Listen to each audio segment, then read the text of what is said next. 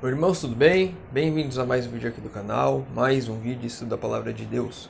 E hoje, no nosso ano bíblico, nós estamos lendo o Desejado de Todas as Nações, capítulo 8, a visita pascal, a passagem que mostra quando Jesus foi visitar a primeira vez o templo, quando ele tinha 12 anos.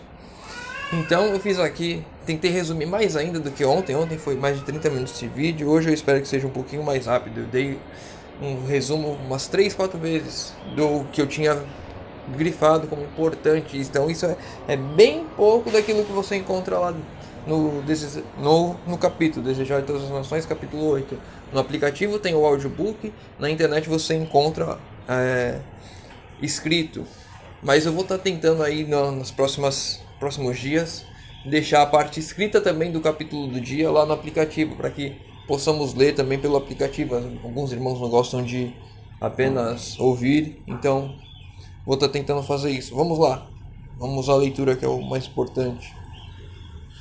O Senhor ordenara que a Páscoa fosse observada anualmente, e disse ele: quando vossos filhos vos disserem: que culto é este?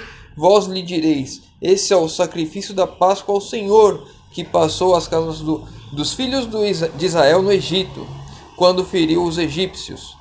Assim, de geração em geração, devia ser narrada a história desse maravilhoso livramento. Isso traz uma lição importante para nós. Assim como a festa da Páscoa era anualmente para lembrar do livramento do Egito, hoje nós usamos a Páscoa para lembrar do livramento da escravidão do pecado, quando Jesus morreu para nos salvar, para nos libertar da escravidão do pecado aqui.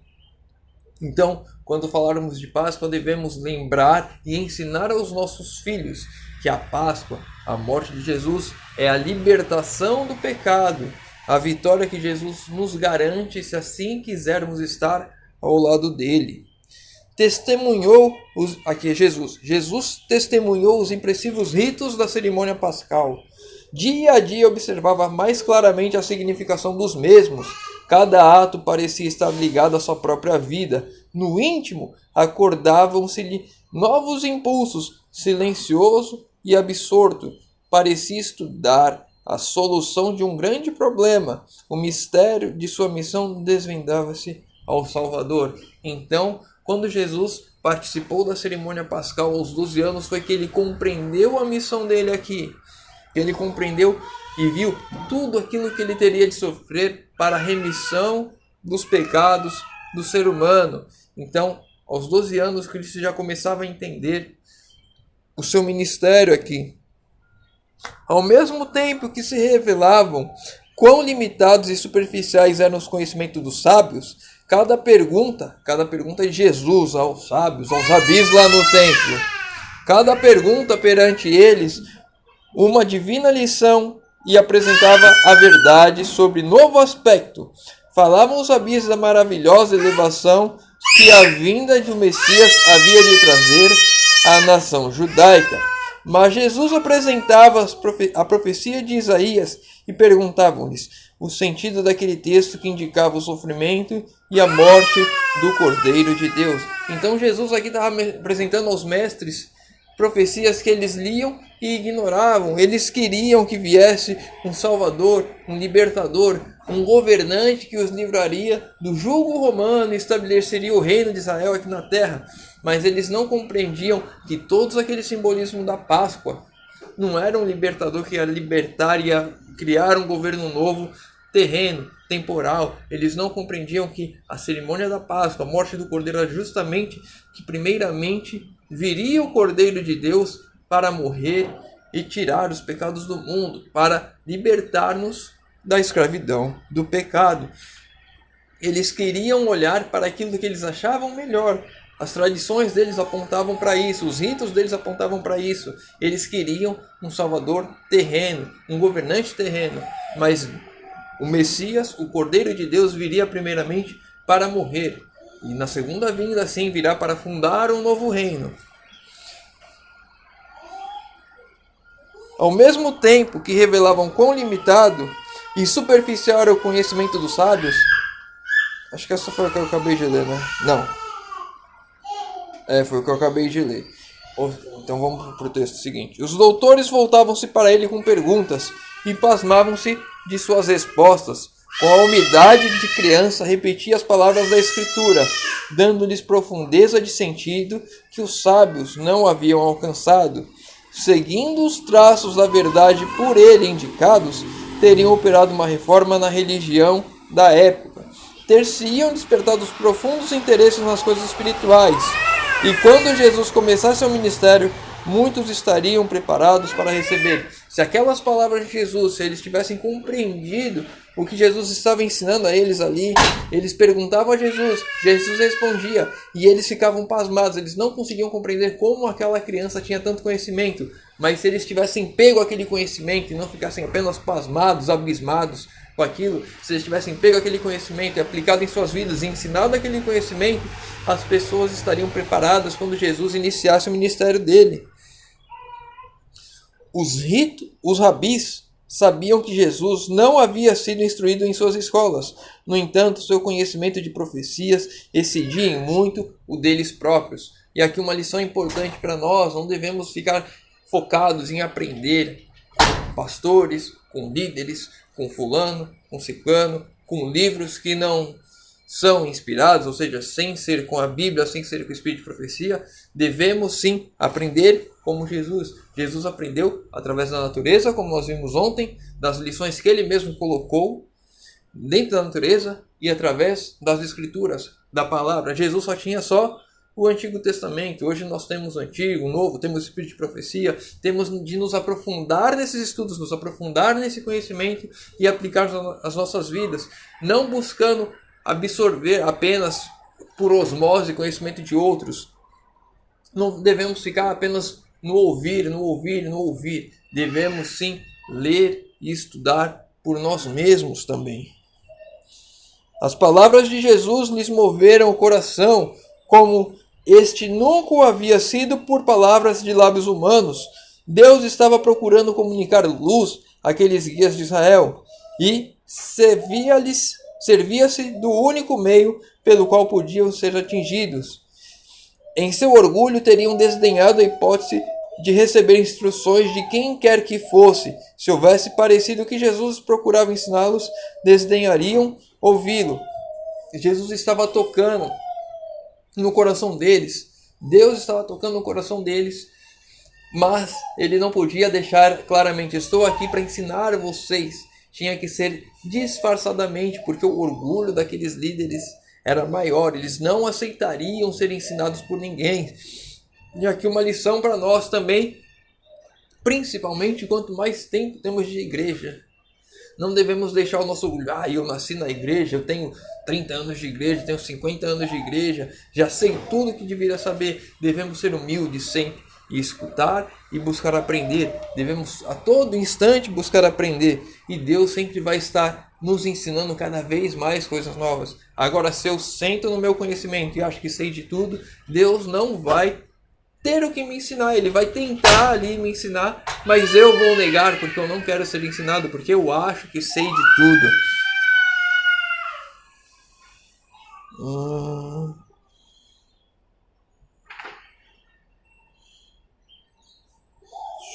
Eu baixei aqui e perdi onde eu estava. Nossa, de novo. Jesus sem empenhar na obra. Aqui. Não puderam deixar de ver que suas expectações com respeito ao Messias não tinham o apoio da profecia, mas não queriam renunciar às teorias que lhes teriam lisonjeado a ambição. Não admitiam haver compreendido mal as escrituras que pretendiam ensinar. Interrogavam-se uns aos outros: como tem esse rapaz conhecimento, não havendo nunca aprendido? A luz estava brilhando nas trevas, mas as trevas não a compreendiam. Ou seja, aqui, novamente, Jesus aqui buscando ensiná-los aos poucos, buscando ensiná-los, e eles nas trevas não conseguiam compreender a luz que Jesus trazia. E o pior quando eles olhavam para aquilo ali e eles viam que era verdade o que Jesus estava falando, estava com base bíblica, eles olhavam ali a Bíblia e eles não conseguiam argumentar contra aquilo. Eles falavam para si mesmos: isso não pode ser verdade. Eles não queriam renunciar, que aquelas coisas que eles falavam estavam erradas. Eles não queriam reconhecer o erro. E eles...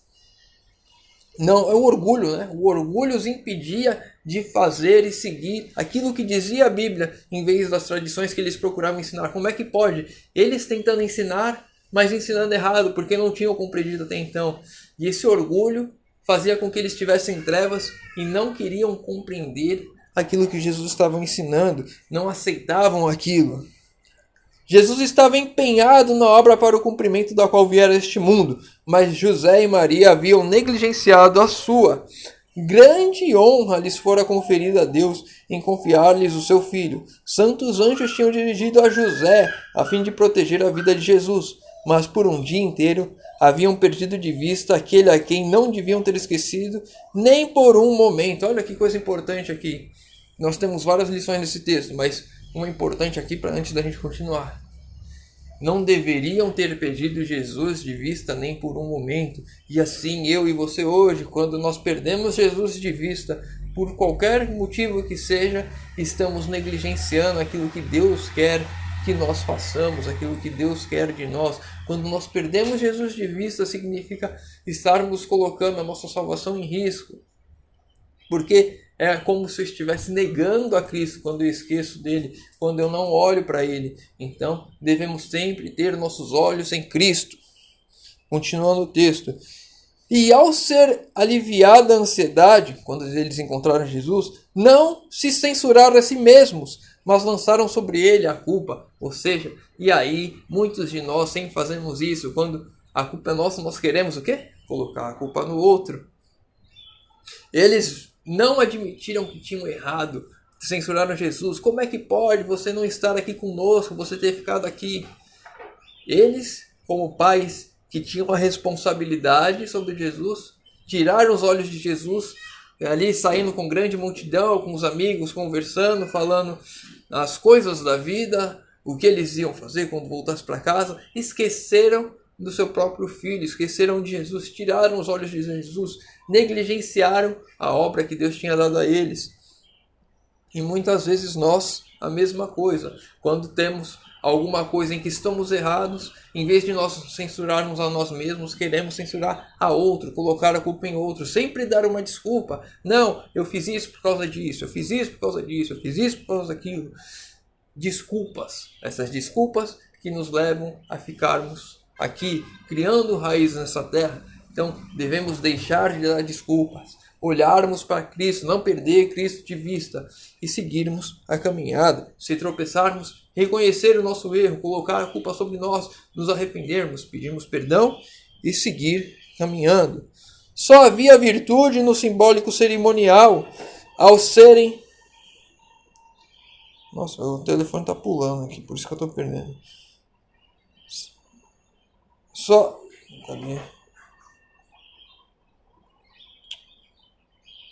Só havia virtude no simbólico cerimonial ao serem os adoradores, por ele dirigidos a Cristo como seu salvador pessoal. Deus desejava que fossem levados a estudar a missão de Cristo e sobre ela meditar com oração. Ao partirem de Jerusalém, as multidões, no entanto, ao despertar da viagem e a comunicação social, absorviam frequentemente a atenção deles, e era esquecido o cerimonial que acabavam de testemunhar. O Salvador não foi atraído à companhia deles. Ou seja, eles iam para a cerimônia pascual uma vez ao ano. Todos os judeus iam. Era a cerimônia mais concorrida ali em Jerusalém.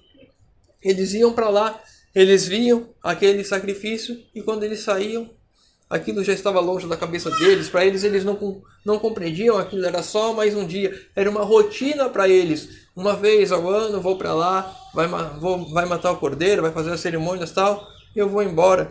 Era uma rotina, eles já tinham se voltado ali para as coisas da vida, o que eles estavam fazendo, o cotidiano, esquecendo de tudo aquilo que simbolizava o cerimonial.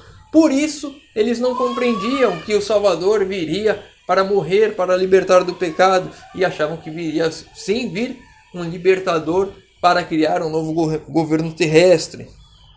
Então, e aqui uma lição para nós. Muitas vezes nós vamos para onde? Para a Santa Ceia. Vamos lá, fazemos o lava-pés, tomamos a Santa Ceia, e quando saímos é como se nada tivesse acontecido. É só um ritual, só uma rotina, quando isso deveria ficar em nossa mente. O corpo de Cristo, o sangue de Cristo, me lavando dos meus pecados, o sacrifício de Jesus para me salvar. Isso deveria ficar na minha mente. Eu deveria refletir sobre isso durante todo o tempo, antes, durante e depois, para fixar isso na minha mente, para me humilhar a Deus, para que de fato o objetivo do sacrifício de Cristo seja atingido.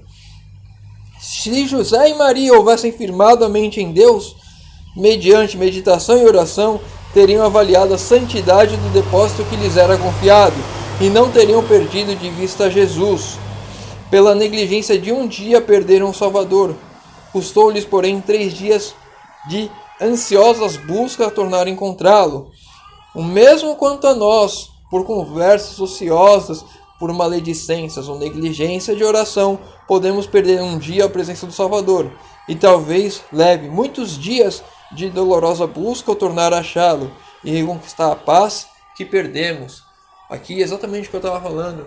Quando nós perdemos de vista Cristo, pode demorar muito mais tempo para encontrá-lo, para termos paz novamente. Então não podemos negligenciar isso a nenhum instante. Devemos ter sempre Jesus em vista. Devemos sempre estar olhando para Cristo, para não nos desviarmos, para não tropeçarmos, para não ficarmos nessa ansiedade de caramba, cadê Cristo? E agora? O que eu vou fazer? Então eu devo sempre estar com Cristo à vista.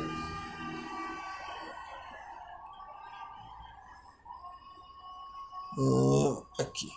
Em nossas relações uns com os outros, devemos estar atentos para não perder a Jesus, continuando o caminho sem nos advertir de que Ele não está conosco.